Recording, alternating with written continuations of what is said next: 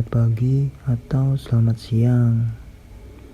Apa kabar kalian semua? Semoga dalam kondisi sehat dan bahagia selalu. Bertemu lagi di Yosandio Mystery Notes. Dalam video kali ini kita menceritakan kisah seorang perempuan, sebut saja Francisca. Ketika sedang melakukan mudik dari Jakarta menuju kampungnya di Pacitan, Jawa Timur. Perjalanan ini dilakukan bersama keluarganya sekitar 5-6 tahun silam dengan kendaraan pribadi. Tak usah berlama-lama, ikuti cerita selengkapnya. Jangan pernah takut, jangan pernah beranjak, cari tempat nyaman, tenangkan pikiranmu, gunakan earphone-mu, dan selamat mendengarkan. Francisca melakukan perjalanan dari Jakarta menuju Pacitan, Jawa Timur. Mereka berangkat setelah waktu Isya dan sebelumnya masih berjalan normal seperti biasanya. Waktu itu tol keluar Ungaran, ada jalur ke kiri Solo dan ke kanan Jogja. Karena sebelumnya mudik, kami selalu ambil arah Solo. Kali ini saya ingin banget lewat jalur Jogja. Dalam pikiran saya, seberapa jauh jarak dari Jogja ke Pacitan. Hari masih siang ketika Francisca dan keluarga keluar dari tol Ungaran. Entah kenapa perjalanan terasa lama dan panjang karena yang lewat cukup sempit. Setelah sampai di daerah Wonosari, Gunung Kidul, Francisca mulai merasakan hal aneh.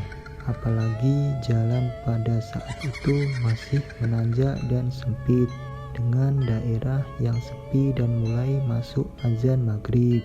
Pas naik dari tanjakan kecil, cuma ada kendaraan kecil yang melintas. Setelah itu gelap, suasana maghrib mulai mencekam. Enggak lama kami merasa mobil lain sedikit menurun dan terasa sepi.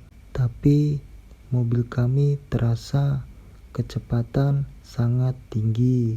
Setelah turunan, mobil benar-benar lenyap. Terasa sepi, tak ada satupun kendaraan yang lewat di samping atau depan kita. Biasanya kalau di pegunungan masih terlihat sorot lampu di depan atau di belakang kami. Masih di jalur tersebut, Francisca dan suami melihat sosok bapak-bapak memakai sarung yang tampak akan berangkat atau pulang dari masjid dengan muka yang belum terlihat. Namun setelah berpapasan, terlihat bapak-bapak tersebut duduk di tembok kecil dan menatap sambil tersenyum. Francisca dan suami merasa kaget dan menatap anak-anak mereka yang berada di belakang tampak gelisah. Setelah beberapa jam, Francisca belum juga bisa keluar dari jalur tersebut. Ia merasa seperti diputar-putar tak ada ujungnya. Sebelum habis itu, Francisca dikejutkan oleh travel yang lewat berpapasan dengan mereka. Namun anehnya, mobil itu tidak ada nama dan plat nomornya. Travel itu benar-benar terasa gelap kacanya. Saya pun bilang ke suami supaya kita tetap mepet dengan travel yang ada di depan kita biar ada temannya untuk melewati jalan yang belum kita lewati di depan. Di sini saya nggak habis pikir. Pas mobil kami mepet, tiba-tiba sejenis hewan menyeberang di antara kami dengan travel yang ada di depan. Tak terlihat rupa wajah kepala hewan itu, kami tetap saja berjalan. terlintas warna abu-abu seperti serigala atau anjing. Yang jadi herannya saya, seharusnya hewan itu pas menyeberang bisa saja tertabrak oleh mobil kami. Tapi tidak terjadi apa-apa, selayaknya hewan lompat atau menyeberang saja begitu saja.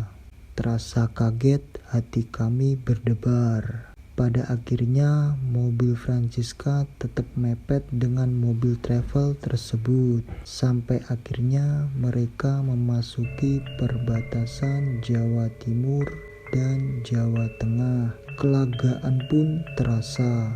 Francisca sekeluarga ketika mereka sudah memasuki wilayah yang tidak terlalu asing.